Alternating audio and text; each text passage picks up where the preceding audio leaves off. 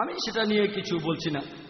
এখানে সূরা হজের উদ্ধৃতি আছে, 37 নম্বর আয়াতে উল্লেখ করা হয়েছে, বলা হয়েছে যে এই সব জবাই করা পশুর মাংস অথবা রক্ত আল্লাহর কাছে পৌঁছায় না, আল্লাহর কাছে পৌঁছায় তোমাদের তাকওয়া।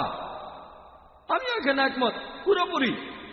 বোঝানো হচ্ছে যে ইসলাম অন্যান্য কিছু ধর্মের মতো না, যেখানে বিশ্বাস করা হয় যে ঈশ্বরের মাংস আর রক্তের প্রয়োজন হয়। বলা হচ্ছে পশু জবাই করলে রক্ত আল্লাহর কাছে যায় না, মাংস আল্লাহর কাছে যায় না।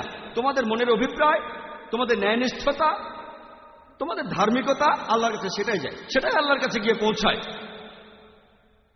সেজন্য আমরা যখন কোরবানি দেই ঈদুল আজহায়, কমপক্ষে সেই মাংসের 1/3 আবশ্যিকভাবে দরিদ্রদের মাঝে বিলি করতে হবে। 1/3 বন্ধু আর আত্মীয়দের দেওয়া যাবে, সর্বোচ্চ 1/3 রাখতে পারেন নিজেদের জন্য। আল্লাহর জন্য মাংস রাখা দরকার নেই, কারণ পবিত্র কোরআনে সূরা 14 নম্বর আয়াতে উল্লেখ করা হয়েছে যে তিনি আহার দান করেন, তার আহারের প্রয়োজন হয় না। আল্লাহ সুবহানাহু ওয়া তাআলা সবাইকে খাওয়ান, কিন্তু তার খাওয়া দরকার হয় না। আয়াতটা স্পষ্ট বলছে জবাই করার সময় আল্লাহ আমাদের অভিপ্রায়টা দেখেন, সেই পশুর রক্ত বা মাংস তার প্রয়োজন হয় না। এখানে আরো উদ্ধৃতি আছে, সবগুলোর উত্তর দিতে গেলে ঘন্টাখানিক লাগবে। এখানে কোরআনে 2টো উদ্ধৃতি আছে, আমি শুধু সেগুলোই বলছি। পবিত্র কোরআনে সূরা বাকারার 205 নম্বর আয়াতে উল্লেখ করা হয়েছে যে যখন তারা প্রস্থান করে পৃথিবীতে অশান্তি করার চেষ্টা করে, শস্যক্ষেত্র ও গবাদি পশু নিপাতের চেষ্টা করে, আর আল্লাহ অশান্তি সৃষ্টিকারীদের পছন্দ করেন না। কোরআনের এই উদ্ধৃতির পরে এখানে লেখা আছে যে সেজন্য ননভেজ খাওয়া উচিত না। তাদের ব্যাখ্যা, এখানে আরবি শব্দটা নাসল, যেটাকে অনেকে অনুবাদ করেন গবাদি পশু, আসলে এটার অর্থ বংশধর। তবে আপনি এটার অনুবাদ গবাদি পশু বা বংশধর যাই করেন, প্রসঙ্গটা যদি পড়েন, যারা পুরো পৃথিবী জুড়ে অশান্তি সৃষ্টি করে তারা শস্যক্ষেত্র আর গবাদি পশু বা বংশধর ধ্বংস করে খাদ্যের জন্য না, ধ্বংস করে অশান্তি সৃষ্টির জন্য। আর আল্লাহ অশান্তিকারীদের পছন্দ করেন না। যদি কোনো পশুকে মেরে ফেলেন, এমনকি যদি গাছপালাও কেটে ফেলেন অশান্তি সৃষ্টির জন্য, আল্লাহ তা পছন্দ করেন না। যদি বলেন এখানে ননভেজ খেতে নিষেধ করা হচ্ছে, তাহলে তো শস্যের কথাও আছে। যদি বলেন এখানে মাংস খেতে নিষেধ করা হচ্ছে, এখানে তো শস্যও আছে। এভাবে যুক্তি দেওয়ার সময় ওনারা চিন্তা ভাবনা করেন না, এখানে তো শস্যের কথাও আছে। যদি বলেন এখানে ননভেজ নিষিদ্ধ করা হচ্ছে, তাহলে তো ভেজও নিষিদ্ধ, এমন না। ননভেজ খাবার নিষিদ্ধ না, ভেজ খাবারও নিষিদ্ধ না। যেগুলো আল্লাহ নিষিদ্ধ করেছেন সেগুলো কোরআনে বলা আছে। এছাড়াও আল্লাহ বলেছেন সূরা বাকারার 168 নম্বর আয়াতে উল্লেখ আছে, তোমরা বৈধ খাদ্যবস্তু আহার করো। আর জীবজন্তুর উপরে অনেক হাদিসই আছে। আপনারা দেখবেন সহিহ বুখারী 3 নম্বর খণ্ডের 551 নম্বর হাদিসে, সহিহ বুখারী 8 নম্বর খণ্ডের 38 নম্বর হাদিসে একজন লোকের কথা বলা হয়েছে যে একটা তৃষ্ণার্ত কুকুরকে পানি দিয়েছিল। নবীজি বলেছিলেন সে পুরস্কার পাবে। লোকে বলেছিল তৃষ্ণার্ত কুকুরকে পানি দিলেও কি পুরস্কার পাওয়া যায়? তখন নবীজি বলেছিলেন হ্যাঁ, পশু পাখির প্রতি যদি দয়া দেখাও তোমরা, তাহলেও পুরস্কার পাবে। চিন্তা করেন, সেই অন্ধকারের যুগে ইয়াউমুল জাহেলিয়া 1400 বছর আগে যখন মানুষের সাথে পশুর মতো ব্যবহার করা হতো, তখন আমাদের নবীজি পশু পাখির অধিকার নিয়ে কথা বলেছেন। নবীজি বলেছেন পশুর পিঠে বেশি বোঝা দিও না। এখন দেখেন ইন্ডিয়ায় 2টো গাড়ি টানার ষাঁড় আইন অনুযায়ী 500 কেজি বেশি বহন করবে না, কিন্তু বহন করে 1 টনেরও বেশি। নবীজি বলেছেন বেশি বোঝা দিও না, তাদের অত্যাচার করো না, তাদের আঘাত করো না বেঁধে রেখে। সহিহ মুসলিমে আছে 3 নম্বর খণ্ডের 4812 নম্বর হাদিসে। এছাড়াও সহিহ বুখারীতে আছে পশুদের বেঁধে রেখে আঘাত করো না। সহিহ মুসলিমে উল্লেখ আছে 3 নম্বর খণ্ডের 4810 নম্বর হাদিসে যে যখন কোনো পশুকে জবাই করবে দেখে না শরীরটা যেন ধারালো থাকে, যাতে সেই পশু কোনো ব্যথা না পায়। একটা পশুর সামনে আরেকটা পশু জবাই করো না, পশুটাকে 2 বার জবাই করো না। মিস্টার জাবেরি বললেন অ্যাড্রেনালিন বের হয়, সেটা থেকে রক্তে, আর রক্ত বের হয়ে যায়। নবীজি পশু পাখির কথা বলেছেন, তাদেরও কিছু অধিকার আছে, তবে খাবারের জন্য সেটা যদি হালাল প্রাণী হয় আমরা খেতে পারি। আশা করি উত্তরটা পেয়েছেন।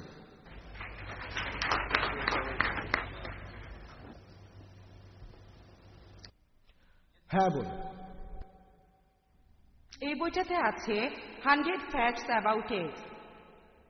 এখানে 8 ও 9 নম্বর পৃষ্ঠার 13 নম্বর পয়েন্ট, ইথিওপিয়ানরা বিশ্বাস করে যে কোনো গর্ভবতী মহিলার জিন খেলে তাহলে যে সন্তান জন্মাবে সে টাক হবে আর সে বংশবিস্তারে অক্ষম হবে। এরপরে 18 নম্বর পয়েন্টে বলা হয়েছে কিছু আফ্রিকান বিশ্বাস করে যদি কোনো বাচ্চাকে ডিম দেয়া হয় দাঁত ওঠার আগে সে মানসিকভাবে ভারসাম্যহীন হয়ে যেতে পারে। এগুলো কি বৈজ্ঞানিক তথ্য নাকি কুসংস্কার? যদি বলেন যে এগুলো বৈজ্ঞানিক তথ্য, তাহলে সেগুলো কি প্রমাণ করতে পারবেন? আর যদি বলেন এগুলো কুসংস্কার, তাহলে আপনারা কেন মিথ্যা কথা প্রচার করছেন এমন বই দিয়ে, যে 100 ফ্যাক্টস অ্যাবাউট এগস? ধন্যবাদ। ধন্যবাদ বোন। প্রথমেই বলি, আমি এই বইটা লিখিনি। এছাড়াও আমি এখানে এই বইগুলো বিলি করিনি। আমি এই বইগুলোর প্রসঙ্গ নিয়ে কোনো কথা বলবো না, তাই আমি এখানে এই বইয়ের কথাগুলো নিয়ে কোনো মন্তব্য করব না। তবে এ কথা নিশ্চিতভাবে বলতে পারি, এই কথাটা আমি আগেও আপনাদের বলেছি, যেহেতু ডিমে অতিরিক্ত প্রোটিন থাকে আর কোলেস্টেরল আর স্যাচুরেটেড ফ্যাট, আর সেই জন্যে এটা স্বাস্থ্যকর নয় কোনো মানুষের জন্য, বিশেষ করে গর্ভবতী মহিলা আর শিশুদের জন্য। এবারে প্রশ্ন করা হচ্ছে দিকের মাইক থেকে। আমি ফয়সাল সারেং, পেশায় আমি একজন আর্কিটেক্ট। আমার প্রশ্ন ডক্টর জাকির নায়েকের কাছে, নন ভেজিটেবল খাবার এটাই কি মানুষের হৃদরোগ হওয়ার একমাত্র কারণ?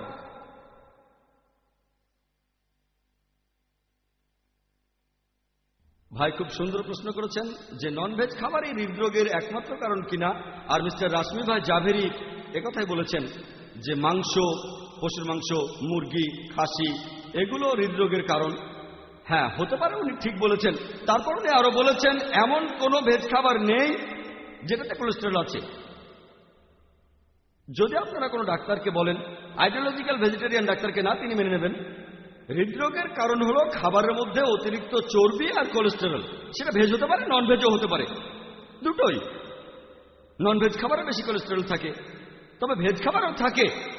চীনাবাদামের তেল, কাজু বাদাম, নারকেল, ঘি, মাখন, এগুলো কি একজন সাধারণ লোকও জানে। আর এজন্যই টেলিভিশনে অ্যাড দেখবেন আপনারা, সাফলার তেল দিয়ে রাঁধুন, এতে হৃদরোগ হবে না। তার মানে অন্য তেল খেলে হৃদরোগ হয়, এটা বোঝার জন্য ডাক্তার হতে হবে না। উনাদের কথাটা একেবারে পুরোপুরি মিথ্যা। আমি একজন ডাক্তার হয়ে চ্যালেঞ্জ করছি মিস্টার জাভেরিকে এটা বলার জন্য যে মাখনে চর্বি আছে কিনা। আর ডাক্তাররা হৃদরোগীদের বলেন চর্বি খাবেন না, মাখন খাবেন না, চীনাবাদামের তেল খাবেন না, কাজু বাদামের তেল খাবেন না। এই কথাগুলো আপনি কোথায় পেলেন? এই বইগুলোতে।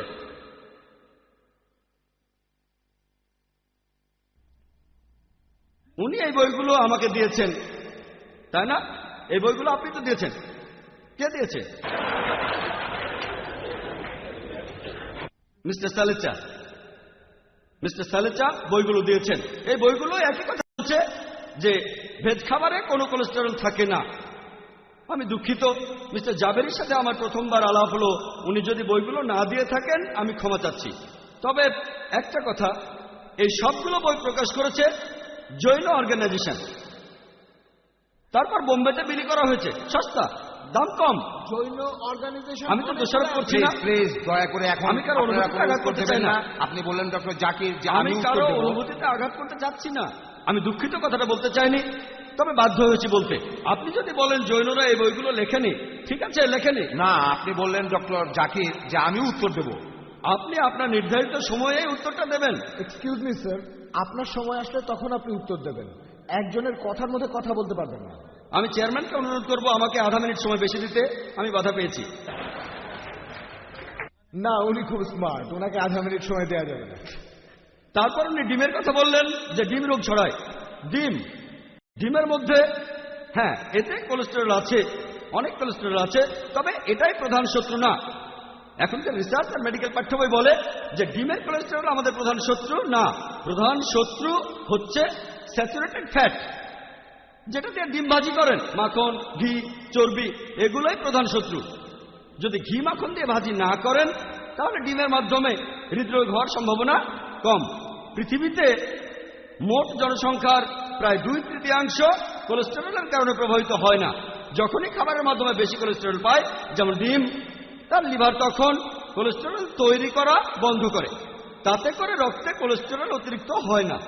বাকি 1/3 মানুষ কোলেস্টেরলে প্রভাবিত হয়, তাদের সমস্যা হবে, সেজন্য তারা ডিমের কুসুম খাবে না, ডিমের কুসুম। তা না হলে দিনে কয়েকটা ডিম খেলেও হৃদরোগের সম্ভাবনা নেই। কিন্তু যদি সেই সাথে আপনি খান শূকরের মাংস, তাহলে সমস্যা হবে। ঘি দিয়ে ভাজি করেন, তাহলে সমস্যা হবে। চীনাবাদামের তেল দিয়ে ভাজি করেন, তাহলে সমস্যা হবে। মাথায় টাক পড়বে। আমি উদাহরণ দিতে চাচ্ছি না। আজকের অনুষ্ঠানে যদি দেখেন অনেকের মাথায় টাক, অনেক বিখ্যাত দার্শনিকও টাক ছিলেন, তাদের নাম বলতে চাচ্ছি না, কাউকে আহত করতে চায় না। ওনারা এমন রিসার্চ নিয়ে কথা বলছেন যার ভিত্তি অযৌক্তিক অনুমান। রিসার্চ হতে হবে প্র্যাকটিক্যাল। আর হৃদরোগের সবচেয়ে প্রধান কারণগুলোর একটা হলো অ্যালকোহল, আর একটা ধূমপান। এই দুটো হলো হৃদরোগ হওয়ার সবচেয়ে বড় কারণ। আমেরিকাতে দেখবেন নন ভেজদের হৃদরোগ বেশি হয়, কারণ তারা চর্বি খায়। কোরআন বলছে অতিরিক্ত খেও না, তাহলে সমাধান হয়ে যাবে। এছাড়াও আমেরিকার ভেজিটেরিয়ানরা খুবই ধনী। সেখানে ভেজিটেরিয়ান হওয়া বিলাসিতা, কারণ ভেজ খাবারের দাম বেশি। সেখানে মার্সিডিজ গাড়ি চড়া আর ভেজ খাবার খাওয়া হচ্ছে বিলাসিতা। আমেরিকায় 3 থেকে 5% মানুষ ভেজিটেরিয়ান, সেখানে 1%-এরও কম মানুষ পিওর ভেজিটেরিয়ান, 1%-এরও কম। এই লোকগুলো হচ্ছে অনেক ধনী, ভেজ খাবার কিনতে পারে। আর এদের অনেকে আদর্শগতভাবে মিস্টার রাশমি ভাই জাভেরির মতো এটাও মানেন যে অ্যালকোহল নিষিদ্ধ আর ধূমপান নিষিদ্ধ। এজন্য আমেরিকায় ভেজিটেরিয়ানদের হৃদরোগের সম্ভাবনা কম। তবে কেউ যদি এমন খাবার খায় যাতে অতিরিক্ত কোলেস্টেরল আর চর্বি হোক, সেই খাবারটা ভেজ বা নন ভেজ, তার হৃদরোগ হতে পারে। এটা প্রতিরোধ করতে কোরআনের নির্দেশ মেনে চলুন। সূরা তাহার 81 নম্বর আয়াতে উল্লেখ করা হয়েছে, সীমা লঙ্ঘন করো না। একটা গল্পের কথা মনে পড়ল, স্কুলে থাকতে শুনেছিলাম যে এক গ্রামে এক ধর্মযাজক ছিল। সে একবার দাওয়াতে গিয়ে 64টা লাড্ডু খেয়েছিল। বাসায় আসলে তার স্ত্রী তাকে বলল, তুমি চূড়ান চুক্তি খেলে না কেন, হজমি বড়ি? লোকটা বলল, আরে বউ, 6 বাচ্চার মা হয়েও তোমার বুদ্ধি হয়নি। যদি হজমি খাওয়ার জায়গা থাকতো তাহলে তো আরো 2টো লাড্ডুই খেয়ে আসতাম।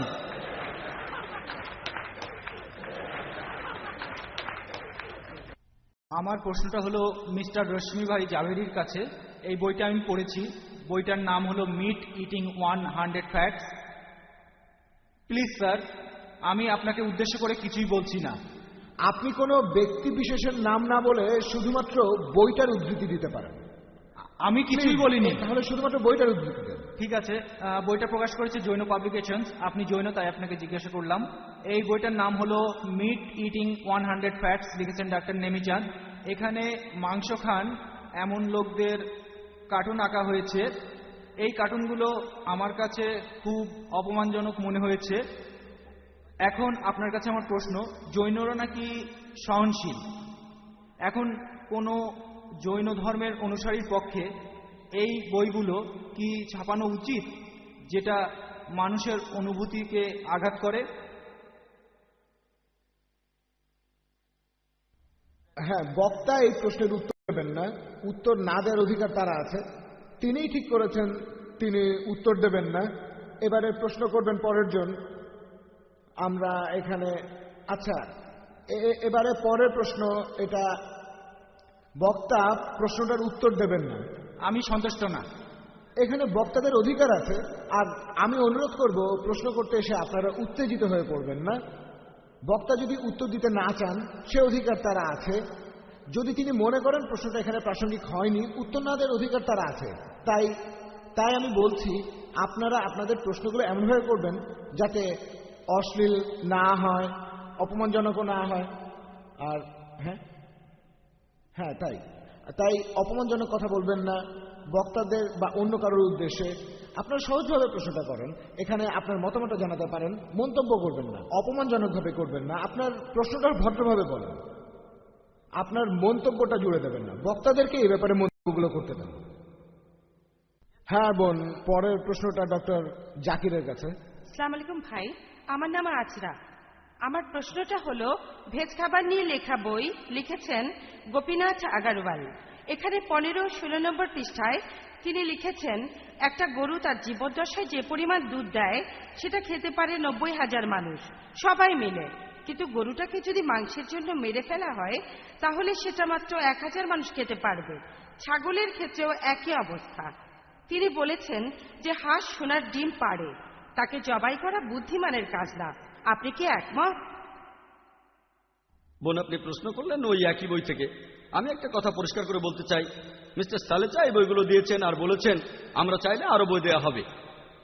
আর এই বইগুলো বিভিন্ন দোকানে কিনতে পাওয়া যায়, মানুষ বইগুলো অবশ্যই কিনবে ইত্যাদি। আমিও সে কথাই বলছি, আপনাদের অনুরোধ করছি। আপনি এক কথার কতবার বলবেন? একই কথা রিপিট করছেন। ঠিক বলেছেন ভাই। বলছেন আমি রিপিট করছি কেন? কারণ এই কথাগুলো এখানেই লেখা আছে। যুক্তিগুলো যদি এই বইয়ে না থাকতো তাহলে আমি রিপিট করতাম। প্লিজ প্লিজ আপনারা একটু শান্ত হয়ে বসুন। মিস্টার রশ্মি ভাই জাভেরি ঠিকই বলেছেন, বইটা অন্য কেউ লিখেছেন। বইটার লেখকই এটাকে সমর্থন করে বলবেন, মিস্টার জাভেরি এটার পক্ষে বলতে চান না। তাই বইটার কথা ভুলে গিয়ে এমন প্রশ্ন করি যেটা টপিকের সঙ্গে প্রাসঙ্গিক। ঠিক, আমিও মেনে নিলাম। আমি একমত। মিস্টার জাভেরি বইগুলো পড়েন কিন্তু রিসার্চ করেন না। তিনি নন ভেজের বিরুদ্ধে লেখা বইগুলো পড়েন, তারপরে সে কথাগুলো যুক্তি হিসেবে দেখাবেন। আমি মেনে নেব অথবা মানব না, এটা তো বলতে পারেন না আমি বইগুলো লিখিনি, তাই এ ব্যাপারে প্রশ্ন করবেন না। এটা অযৌক্তিক। আমাকে যদি ননভেজ সম্পর্কে এই বইয়ের কথাগুলো বলেন, আমি হয় বলবো এটা মিথ্যা অথবা বলবো এটা অযৌক্তিক বা যৌক্তিক। আমি বিরক্ত হব কেন? বইগুলো ভেজ খাবারের পক্ষে বলছে, যদি আমি ইসলামের বিরুদ্ধে কোনো বই দেখি তাহলে বলবো সেটা মিথ্যা। এক্সকিউজ মি, আপনারা উত্তরের মাঝখানে কথা বলবেন না। আপনারা শুধু প্রশ্ন করবেন আর বক্তারা তার উত্তর দেবেন। আমি চাইবো না ডক্টর জাকির বা মিস্টার জাভেরি দর্শকদের সাথে বিতর্কে জড়িয়ে পড়ুন। দর্শক শ্রোতারা এখানে বিতর্ক করবেন না, মনে রাখবেন। আপনি শুরু করতে পারেন। আমি উত্তর দেওয়া শুরু করছি, আপনিও এখন থেকে সময় হিসেব করেন। প্রতিবার বাধা দেওয়া হচ্ছে। আমি উত্তর দিতে চাচ্ছি। আমি চেয়ারম্যানকে বলবো একজনের সাথে পক্ষপাত করবেন না। আমি বাধা পেলে আমার অতিরিক্ত সময় পাওয়া উচিত। আর বোন একটা যুক্তির কথা বললেন, যেটা শুধু এই বই নয়, অন্যান্য অনেক বইতে আছে। ইন্টারনেটে গিয়ে দেখেন, এই একই যুক্তি দেখানো হচ্ছে। প্রথমেই, দুধ কি ভেজ না নন ভেজ, এটাই একটা বড় প্রশ্ন। অনেক ভেজিটেরিয়ান আছে যারা বলে যে দুধ হলো নন ভেজ। এই বই, আমি বক্তাকে দোষ দিচ্ছি না, এই বই বলছে দুধ হলো নন ভেজ। যদি দুধ খান অনেক রোগ হতে পারে। অন্যান্য ভেজ ফাউন্ডেশন বলছে না, আমরা ল্যাক্টো ভেজিটেরিয়ান, দুধ খাই। দুধ ভেজ হোক বা নন ভেজ, একটা সহজ প্রশ্ন করি, যদি পশুদের আঘাত দিতে না চান, যখন দুধ দোহান, যখন এই পশুদের দুধ দোহান, এতে তারা খুব ব্যথা পায়। জানেন কৃত্রিমভাবে দুধ দোয়ালে পশুরা ব্যথা পায়। মা হয়েছেন এমন মহিলাকে জিজ্ঞেস করেন, মাঝে মধ্যে তাদের সমস্যা হয় যখন কৃত্রিমভাবে দুধ বের করা হয়। এটা খুবই কষ্টকর, তাই পশুর দুধ বের করার সময় তারা কষ্ট পায়। যখন বলছেন পশুরা খাওয়ার জন্য না, তাহলে তাদের দুধ দোয়াচ্ছেন কেন? গরু আর ছাগল, এতে তারা ব্যথা পায়। এটা হলো পশুদের কাছ থেকে ডাকাতি করা। যদি বলেন এই পশুগুলো খাওয়ার জন্য না, তারপরেও পশুদের দুধ খান, তাহলে সেই দুধ চুরি করছেন যেটা প্রাপ্য তাদের বাচ্চাদের, দুধটা তাদের বাচ্চাদের। ওনারা উদাহরণ দিয়েছেন যে একটা গরু গড়পড়তায় একদিনে দেয় 10 কেজি দুধ আছে এই বইতে। যদি ভুল থাকে সমস্যা নেই, এটা ইন্টারনেটেও আছে। একদিনে 10 কেজি দুধ, প্রতি মাসে 300 কেজি দুধ, প্রতি বছরে প্রায় 3000 কেজি। দুধের হিসেব কেজিতে কেন করেন, লিটারে করেন? এখানে কেজি কেন সেটা জানি না, লেখককে জিজ্ঞেস করেন। তারপর এখানে বলা হয়েছে যে 3000 কেজি দুধ এটা খেতে পারবে 6000 মানুষ। তাই পুরো জীবদ্দশায় গরুটা খাওয়াবে 90,000 মানুষকে পুরো জীবদ্দশায়, আর গরুটাকে মেরে ফেললে 1000 মানুষ খাবে। এখানে কোনটা ভালো, 90,000 না 1000? সেই হাঁসটাকে আপনি মারবেন কেন যে দৈনিক 16 ডিম পারে? এটা তো বুদ্ধিমানের কাজ না। আমিও ব্যাপারে একমত। তবে এটা আপনারা ভালো করে খেয়াল করবেন, দুধ দেয় এমন গরুকে কেউই জবাই করতে চাইবে না। কোন কসাইখানাতে দুধ দেয়া গরু জবাই করবে না, কারণ এই গরুগুলোর দাম অন্যান্য গরুর চাইতে অনেক গুণ বেশি। বোম্বেতে দুধ দেয়া গরুর দাম 20 থেকে 25,000 টাকা।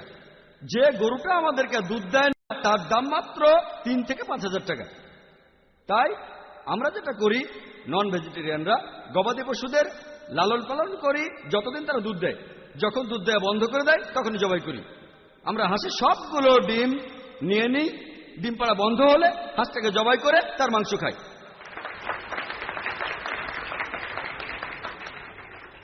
সাপও মরল, লাঠিও ভাঙল না। এক ঢিলে দুই পাখি। আমরা অনেক বুদ্ধিমান। এরপর ওনারা বললেন এই পশুদের বিভিন্ন কাজে লাগানো যেতে পারে, লাগানো যায় ক্ষেতের কাজে বা যানবাহনে। যদি পশুদের এত ভালোবাসেন তাহলে কষ্ট দেবেন কেন? আর এছাড়াও ইন্ডিয়ার পরিসংখ্যান বলছে যে যত গরু, ষাঁড় আর বলদ আছে তার মাত্র 25% প্রোডাক্টিভ, আর বাকি 75% আনপ্রোডাক্টিভ। হয় তাদের বয়স হয়ে গেছে অথবা তারা পুরুষ, সবগুলোই গাভীনা, ষাঁড়ও আছে।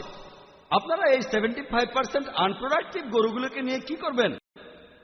ছাগল, ষাঁড়, বলদ একটা অপশন, তাদের পালন করেন নিজের খরচে। একটা ষাঁড়ের পেছনে বছরে 18,000 টাকা লাগে। পরিসংখ্যান এই কথাই বলছে, তাদের পরিসংখ্যান, এটা আমার কথা না। প্রতি বছরে 18,000। দুধ শেষ হয়ে গেলে তারা আরো 5-6 বছর বাঁচে। কোন কৃষক এই লাখ লাখ গরুর খরচ বহন করবে? প্রতি বছরে 18,000। দ্বিতীয় অপশন জীবদয়া সংস্থায় দিয়ে দেন, তারা এই পশুদের জমিতে ছেড়ে দেবে, অন্যের ফসল খাবে। তৃতীয় অপশন জঙ্গলে ছেড়ে দেন, হিংস্র পশুরা খেয়ে ফেলবে। শেষ অপশনটাই ভালো, তাদের দুধ দেওয়া বন্ধ হয়ে গেলে এই পশুগুলোকে কসাইখানায় পাঠান, এতে কৃষকের লাভ হচ্ছে, সে টাকা পাচ্ছে। এই পশুগুলো থেকে আমরা অন্যান্য উপকারিতা পাচ্ছি, সেই পশুর মাংস খাচ্ছি, এছাড়াও তাদের চামড়া দিয়ে উপকার পাচ্ছি, হাড়ও ব্যবহার করছি। আশা করি উত্তরটা পেয়েছেন। পরের প্রশ্ন মিস্টার জাভেরির কাছে। কস্তুরচাঁদ জৈনের কথা অনুযায়ী 22তম তীর্থঙ্করের বিয়ের সময়, যার নাম আলাসনেমি বা নেমিনাথ, বিভিন্ন পশু আর পাখির মাংস খাওয়ানো হয়েছিল। সেখানে বর এবং কনে দুজনেই জৈন ধর্মের অনুসারী ছিল। আরেকটা ঘটনার কথা বলছি যে ছেন্না একজন জৈন শ্রাবিকা, যিনি ছিলেন ভীমসান শ্রেণিকের স্ত্রী। তিনি গর্ভবতী ছিলেন। সে সময় তিনি তার স্বামীর হৃৎপিণ্ড খেতে চাইলেন। ভীমসানের বড় ছেলে অভয় কুমার তখন তাকে মৃত পশুর মাংস খেতে দিল, আর ছেন্না সেটাকে তার স্বামীর হৃৎপিণ্ড মনে করে খেয়ে নিলেন। আমি জানি না এই কথাগুলো কতখানি খাঁটি, আর কস্তুরচাঁদ জৈনের কথাগুলো সত্য না মিথ্যা, দয়া করে কি ব্যাখ্যা করে বলবেন? আমার প্রশ্নটার রেফারেন্স হল দ্য ক্যারাভান সিরিজ, ডিসেম্বর 1981 সাল। ধন্যবাদ বোন। আমি প্রথমেই এখানে কোঅর্ডিনেটরকে অনুরোধ করব সেই প্রশ্নগুলোর অনুমতি দিতে যে প্রসঙ্গে আমি কথা বলেছি, অন্য কোনো বই থেকে বা অন্য রেফারেন্স থেকে না, যেগুলো আমি নিজে বলিনি। তবে আমি জৈন ধর্মাবলম্বী, আর জৈন ধর্মের ইতিহাস সম্পর্কেও আমি জানি। আর নেমিনাথ তীর্থঙ্কর সম্পর্কে হ্যাঁ, কথাটা সত্যি। এজন্যই তিনি প্রচার করেছেন হত্যা করা নিষিদ্ধ। এ কারণেই তিনি সন্ন্যাসী হয়েছিলেন, যে আমার বিয়েতে তোমরা এই সব নিরীহ পশুদের মেরে ফেলবে না, আমি এইরকম উৎসব চাই না। সেজন্যই তিনি হয়েছিলেন জৈন মুনি আর সর্বশেষে তীর্থঙ্কর। তাহলে সেজন্যই আমি বলতে পারি যেসব জৈন তীর্থঙ্কর তারা পুরোপুরিভাবে নন ভেজিটেরিয়ান খাবারকে পরিহার করেছে। ধন্যবাদ। আর প্লিজ আমি যা বলেছি তার উপরে প্রশ্ন করেন, কারণ আমার মনে হচ্ছে এইসব বইগুলো ভালো মনেই দেওয়া হয়েছিল, যাতে আপনারা আমাদের দৃষ্টিভঙ্গি বুঝতে পারেন। এখন দেখা যাচ্ছে যাদের বইগুলো দেওয়া হয়েছিল তারাই এখন প্রশ্ন করছেন। আমার মনে হয় না এটা ঠিক হচ্ছে। আমি যা বলেছি সেই প্রসঙ্গে যে কোনো প্রশ্ন করেন, আমিও খুব খুশি মনেই বলবো। আর আমি অনুরোধ করব টপিকের সাথে প্রাসঙ্গিক হতে হবে। আপনি এই প্রসঙ্গে বলতে পারেন অথবা নাও বলতে পারেন, তবে সেটা টপিকের ভেতরে থাকবে। আমি মিস্টার কোঅর্ডিনেটরকে আরেকটা কথা বলি যে মিস্টার ওয়াইপি ত্রিবেদী আর আমি আমাদের আরেকটা মিটিংয়ে যেতে হবে, তাই আমরা 5 মিনিটের মধ্যে শেষ করতে চাচ্ছি। আমি যেটা বলতে পারি, এখানে দুজন বক্তা প্রথমে 50 মিনিট করে কথা বলেছেন, তারপর তারা দুজনেই আবার 15 মিনিট করে কথা বলেছেন, তারপর প্রশ্নোত্তর পর্ব হওয়ার কথা 50 মিনিট। যদি কোনো বক্তা অনুষ্ঠান ছেড়ে চলে যেতে চান, যে তাকে অন্য কোনো কাজে যেতে হচ্ছে, যদি জরুরি কাজ থাকে তারা যেতে পারেন, তবে আমি এই প্রশ্নোত্তর পর্বটা 50 মিনিট চালাবো। কারণ আমার কাছে সেই রকমই একটা চার্ট দেওয়া হয়েছে, আমি নিয়ম মেনে চলব। আমাকে বলা হয়েছে ডক্টর জাকির তার লেকচার বা উত্তরের সময় অন্য ধর্ম নিয়ে বলবেন না। জোর করে তাকে কিছু না বলতে বাধ্য করেছি, তাকে জোর করেছি আপনি অন্য ধর্ম নিয়ে বলবেন না, কারণ আমার কাছে এই অনুরোধটা করা হয়েছিল। এখন দুই বক্তাই যেটা মেনেছেন, আমিও তাই করেছি। যেখানে দুই বক্তা একমত হননি আমি বাদ দিয়েছি। আমি পরিষ্কার করে বলছি, আজকের প্রশ্নোত্তর পর্ব 50 মিনিটই হবে। তবে কোনো বক্তা যদি জরুরি কাজের জন্য, জরুরি মিটিংয়ের জন্য চলে যেতে চান, এটা তার নিজের ব্যাপার, চাইলে যেতে পারেন। আমিও তাকে অনুমতি দেব, যেতে পারবেন। তবে প্রশ্নোত্তর পর্বটা 50 মিনিট চালিয়ে দেব। প্রশ্নোত্তর পর্ব শুরু হয়েছে আনুমানিক 1:45, আর এই অনুষ্ঠান শেষ হবে দুপুর 1:30টায়। হ্যাঁ, এখন আমি এই কথাটা সবাইকে স্পষ্ট করে বললাম।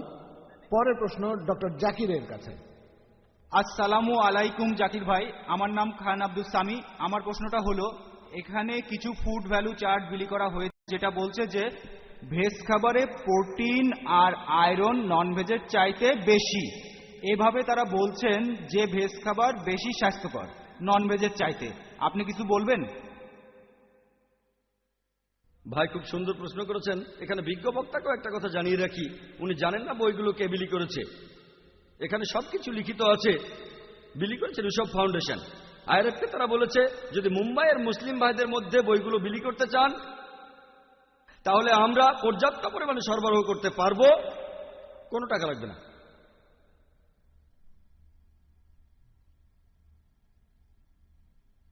ভাই প্রশ্ন করলেন একটা ফ্রুট চার্ট বিলি করা হয়েছে, আমরাও এমন একটা চার্ট পেয়েছি। আমরা কিছুই বলিনি, কারণ এখানে বলার কোনো মানে হয় না, এটা বিতর্কের যোগ্য না।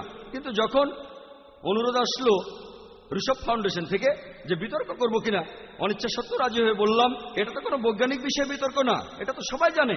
ওনারা বিতর্ক, বললাম ঠিক আছে, তাই আমি এখানে উত্তর দিচ্ছি। আপনারা কেন বিরক্ত হবেন? আমাকে যে কোনো বই নিয়ে জিজ্ঞেস করেন, টপিকের সাথে প্রাসঙ্গিক হলে ইনশাল্লাহ আমি উত্তর দেব। যদি আমি না জানি তখন বলবো আমি জানি না, যদি জানি তাহলে বলবো আমি জানি। আপনার প্রশ্নটা বুঝতে পারছি। এই চার্টটাও আমরা পেয়েছি, একটা ফুড ভ্যালু চার্ট। বলা হচ্ছে যে ভেজ খাবারে প্রোটিনের পরিমাণ বেশি নন ভেজের চাইতে। এছাড়াও মিস্টার রাজমে জাবির লেকচারের সময় বলেছিলেন ভেজ খাবারে প্রোটিন সেটা পরিমাণে বেশি থাকে। মিস্টার রাশমি ভাই জাভেরি বলেছেন যে আবশ্যকীয় অ্যামিনো অ্যাসিড মাত্র 3টি। যে কোনো ডাক্তারকে জিজ্ঞেস করেন, 3টি না, আসলে 8টি। 5টার কথা উনি ভুলে গেছেন। 8টি আবশ্যকীয় অ্যামিনো অ্যাসিড যেগুলো আমাদের শরীর তৈরি করতে পারে না, বাকিগুলো তৈরি করতে পারে। এই 8টি অ্যামিনো অ্যাসিড আমরা পাই বিভিন্ন রকম খাবার থেকে। পশুর মাংসের প্রোটিন প্রাকৃতিকভাবে উচ্চমানের, কারণ এতে এই 8টা অ্যামিনো অ্যাসিডের সবগুলোই থাকে। ভেজ প্রোটিনে এই 8টা অ্যামিনো অ্যাসিডের মধ্যে এক বা একাধিক অনুপস্থিত থাকে, এটা বিজ্ঞানসম্মত উত্তর। তাই কিছু প্রোটিনের মান হয়তো ভালো ভেজ খাবারের ক্ষেত্রে, কিন্তু প্রোটিনটা সম্পূর্ণ না। ভেজ প্রোটিন অসম্পূর্ণ আর মানের দিক থেকেও নিচে, নন ভেজ প্রোটিন সম্পূর্ণ আর উচ্চ মানের। একইভাবে আপনারা দেখতে পাবেন এমনকি আয়রন যেটা আমরা পাই খাবার থেকে, সেটা 2 প্রকার। একটা হলো হেম আয়রন আর একটা হলো নন হেম আয়রন। হেম আয়রন সহজেই হজম হয় আমাদের শরীরে, নন হেম আয়রন সহজে হজম করা যায় না। পশুজাত খাদ্যের মধ্যে হেম আয়রন থাকে, নন হেম আয়রনও থাকে। আর ভেজ খাবারে খুব অল্প পরিমাণে হেম আয়রন থাকে, তাই সেটা হজম হয় না, সেজন্য শরীরে আয়রনের ঘাটতি দেখা দেয়। তাই যদি মেনেও নেই যে ভেজ খাবারে আয়রনের পরিমাণ বেশি, প্রোটিনের পরিমাণও বেশি, তাহলে উপসংহারটা হচ্ছে ভেজ খাবার বেশি স্বাস্থ্যকর। মানুষ তাহলে জিনিস শিখবে, এটা মানুষকে যা শেখাবে সেটা ভুল। আমি এটাকে সোজা বাংলায় বলবো প্রতারণা। এটা কারা করছে? কিছু ভেজিটেরিয়ান সোসাইটি মানুষকে ভুল জিনিস শেখাচ্ছে। আর প্রতারণা এটা সব ধর্মে নিষিদ্ধ, বড় বা ছোট, প্রধান অপ্রধান সব ধর্মে প্রতারণা করা নিষিদ্ধ। তাই আমি আপনাদের একটা প্রশ্ন করি, ধরেন আপনাকে দেয়া হলো 10টা 20 টাকার নোট বা একটা 500 টাকার নোট। আপনি যদি অঙ্ক জানেন তাহলে দ্বিতীয়টাই বেছে নেবেন। আশা করি উত্তরটা পেয়েছেন। এবারের প্রশ্ন মিস্টার জাভেরির কাছে। আসসালামু আলাইকুম, আমি জাভেদ শেখ। আমার প্রশ্ন মিস্টার জাভিরির কাছে। রাশমি ভাই, আপনার লেকচারে আপনি বললেন যে মাংস থেকে বিভিন্ন রকমের রোগ ছড়ায় মানুষের শরীরে, আর গাছপালার জীবাণুতেও আক্রান্ত হয়, যেমন ভাইরাস, ব্যাকটেরিয়া ইত্যাদি। তাহলে শাকসবজি বা ভেজ খাবার থেকেও কি রোগ হতে পারে? এছাড়াও আপনি ডিন অর্নিশ আর দীপক চোপড়ার কথা বললেন। এই দুজন ডাক্তারের বিভিন্ন মতামত এখানে বললেন। আপনি যদি এই সব মতামতগুলির উপর নির্ভর করেন, ডাক্তারদের মতামত, মিস্টার ত্রিবেদীও একই কথা বললেন, যদি এটার উপর নির্ভর করেন, আমি খুব সহজ একটা উদাহরণ দেই। যখন ছোট ছিলাম, ডাক্তাররা তখন আমাদের কারো জ্বর হলে ডাক্তাররা তখন বলতো তোমরা ঠান্ডা পানি দিয়ে গোসল করবে না। কিন্তু এখন দেখি ডাক্তাররা বলে যখন কারো জ্বর হয় তারা বলে তোমরা শুধু ঠান্ডা পানি দিয়ে গোসল করবে। হ্যাঁ, তাহলে আপনি কি এইসব পরিসংখ্যান আর পরামর্শের উপর নির্ভর করবেন? আপনি কি এমন কোনো মেডিকেল পরিসংখ্যান দিতে পারবেন যেটা ডক্টর জাকির নায়েক বললেন? আমেরিকায় সার্ভে হয়েছিল করোনারি হার্ট ডিজিজের উপর। আপনি কি এটা বলতে পারবেন করোনারি হার্ট ডিজিজ ইন্ডিয়ার ক্ষেত্রে এখানে কি নন ভেজদের হৃদরোগ হওয়ার সম্ভাবনা বেশি নাকি ভেজদের সম্ভাবনা বেশি? এই সম্পর্কে আপনি আমাদের কিছু বলেন। আপনারা প্রশ্নগুলো একটু সংক্ষেপে করবেন। হ্যাঁ, আপনার প্রশ্নটা এত বড় যে আমি ভুলে যাব। শেষ অংশটাই প্রশ্ন। করোনারি হার্ট ডিজিজ, দেখেন, এখানে করোনারি হার্ট ডিজিজ, আপনারা যদি নষ্ট হয়ে যাওয়া শাকসবজি এগুলো খান আর নষ্ট হওয়া ফল, এগুলোতে অবশ্যই জীবাণু থাকে। আমি এখানে বলবো যে পশুরা যে জীবাণু বহন করে সেগুলো বেশি মারাত্মক, তারা শাকসবজির চাইতে বেশি রোগ ছড়ায়। এছাড়াও আমি আরো একটা কথা বলেছিলাম যে পশুজাত খাবারে থাকে অতিরিক্ত প্রোটিন, কোলেস্টেরল আর স্যাচুরেটেড ফ্যাট। এই সব কিছুর কারণেই ননভেজ খাবার আমাদের জন্য নিষিদ্ধ। এবারে বলি পরিসংখ্যান নিয়ে, আমিও সেটা